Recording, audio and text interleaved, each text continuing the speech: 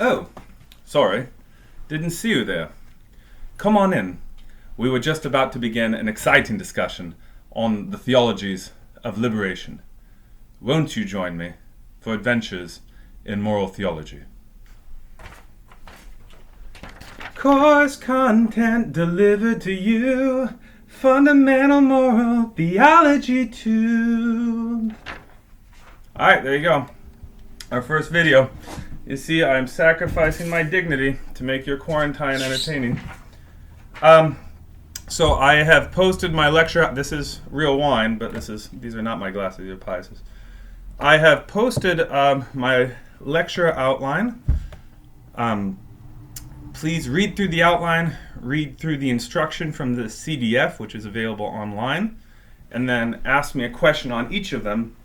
For now, let me give just a real quick introduction to the idea of these morally problematic forms of liberation theology, these theologically problematic forms of liberation theology. So the first, I think, core idea of liberation theology, and honestly, guys, I think this is such a key document. I would really recommend reading it carefully, because it shows how there are two incompatible views of human life.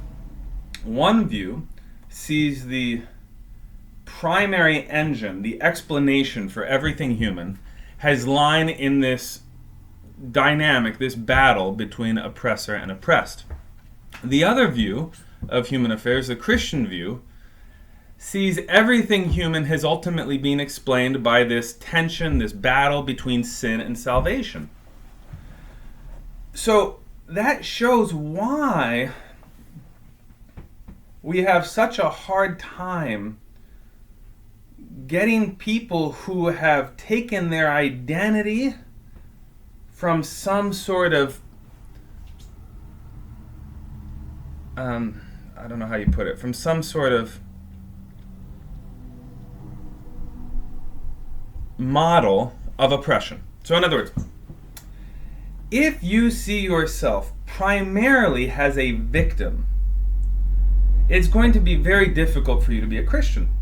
If you see the fundamental reality has been victim and victimizers, and that could take lots of forms, right? This is where identity politics comes from. It comes from people saying the basic explanation for the way things are is that some people are victims and some are victimizers, right? We always pray for the poor, the oppressed, and the marginalized. All right, you ever hear that petition? For the poor, the oppressed.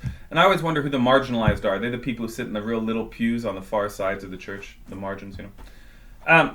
But if you see yourself sort of as primarily a member of an underprivileged, underrepresented group,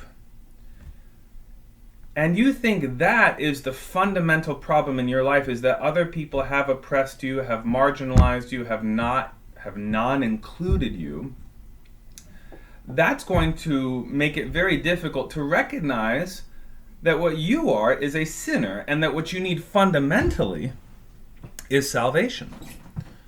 This is why the sort of freedom the gospel offers. Freedom not from external oppression, but from the internal oppression of sin. I very much recommend you look up Chrysostom's homily on Joseph and Potiphar's wife. Because, of course, Joseph was externally oppressed when he was sold into slavery in Egypt.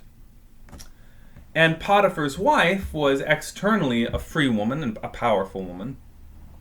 But Chrysostom says, which of them was more free? One of them was able to govern himself, Joseph, whereas the woman was forced into the most degraded and embarrassing position imaginable, because she was completely tyrannized by her passions. Okay, so the question is, what kind of freedom do you want? What kind of freedom do you need? The gospel answer is you fundamentally need freedom from sin, which comes through Jesus Christ. Okay, and hopefully the outline will lay that out. That being said, now let's go to point 2. So point 1. Point 1 is the fundamental structure of reality for a Christian is not oppressor versus oppressed. It is sin versus salvation. It is It is the war in the soul between vice and the freedom of holiness offered by Jesus Christ. Okay, that's point one. Point two, obviously, once we recognize the root evil of sin, we will also, as Christians, be committed not only to overcoming sin, but to overcoming the derivative evils of injustice, of poverty, of sickness, of political oppression. Right? We sort of can't get away from the obligation to fight not only the root but also the tree of evil. And so there should be a lot more Mother Teresa's, right? This document on certain aspects of theologies of liberation is very helpful because it condemns roundly any Christian who is not committed to helping those in need, to helping those oppressed in any worldly way. And, we want to end up sheep, not goats. And the goats are precisely those who ignore their neighbor's material, worldly needs. So, we as recognizers that evil is the start of all the bad stuff are committed, to sin is the start of all the bad stuff. We're committed not only to primarily overcoming sin through the power of conversion in Christ, but also to reforming structures. That is, reforming bad worldly situations. Okay. Particularly policies and institutions that need to be reformed. But thirdly, and this is the final point I'd like to make. So one, sin is the primary evil, not external forms of oppression in any sense. Two, we Christians are committed to fighting sin first and foremost, but also to being unrelenting in fighting the other results of sin. Three, though, if we fight the results of sin, but we don't fight the sin which is the root of all the evils in the world, we will actually bring about more damage. Okay, that's very important. If you try to reform society, if you try to help people, but don't call people to conversion, you don't preach the gospel of Jesus Christ, you don't seek to liberate from sin, if you do that, you will cause more harm than good. And we have two examples. One of the is the example that comes at the end of the document, which of course came out from the CDF during the 80s, and it said, look at the atheistic regimes. Look at the communist gulags. Look at these people. Look at these structures that were developed to help those in need and to free the oppressed. What did they do? They reduced whole nations, whole peoples, whole generations to servitude, to injustice, to death. So it just shows, right, that the communists tried to help people without Christ and ended up hurting them. Well, let me end by pointing out, you won't be able to find this online. I heard this in a lecture from David Schindler, down in D.C. He said the same is true of Western democracies. Western democracies are designed to help people, but to help people without any reference to the Lord. And look what happens. And he gave two examples. First of all, he said, look at economics in Western democracies, right? Places like America. What do people want the economy to do? Well, really, everybody would like the economy to maximize wealth and to take care of the poor, right? And conservatives and liberals sort of disagree about which one they want to emphasize more. But everyone would agree that we should design our economy to maximize wealth and to help sort of give welfare benefits to those in need, to help those in need, to end poverty, to eradicate poverty. Fine. He said, so what have we done? We have an economy that A, has created more wealth than the world has ever seen, and B, has helped the poor more than the poor of any people have ever seen, right? We talked about how the leading nutritional poverty among America's poor is obesity, not malnutrition. So we've done it. We achieved it. Our economy has made we've made billionaires, and we've kept the poor from starving. He said, and yet what has our economy arguably done? Arguably, our economy, which was designed to help people, has ruined the family. Why? Well, because everybody's trying to get rich. Everybody needs two incomes. Everybody needs to advance their career. And so the family's falling apart, even in the upper middle class. And there's a case to be made that welfare, which has become sort of this impersonal doling out of resources to the poor, has actually weakened the families of those who are most dependent on welfare. So what do? We tried to help people. We did it without Christ. We did it without an understanding of the human person in God's image.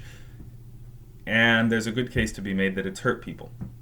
He said, let's look at another example of Western democracies trying to help people. Let's look at politics. What has been the main goal of Western democracies for at least the past 60 years in terms of political policy, in terms of structure? He said the main goal has been to protect people's rights. The main goal has been to respect the rights of as many different demographics as we can. And we've done it. We have created a political system where more kinds of people, more classifications, right? Gender, lifestyle, ethnicity, have been protected and acknowledged as valuable.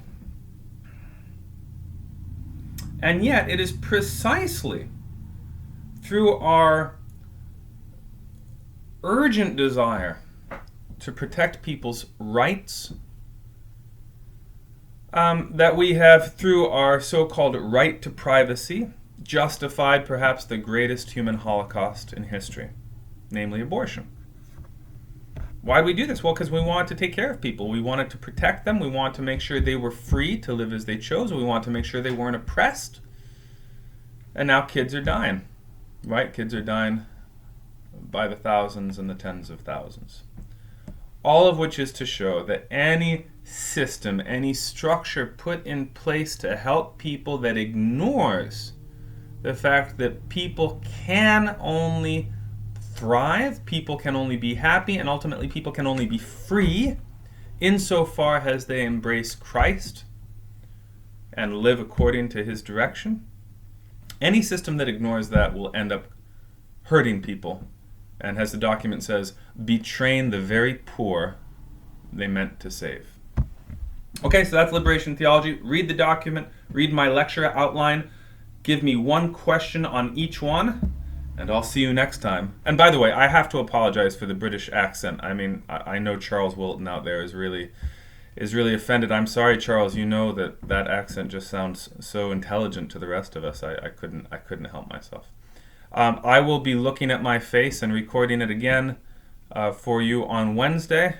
I'll see you then. God bless. Ciao.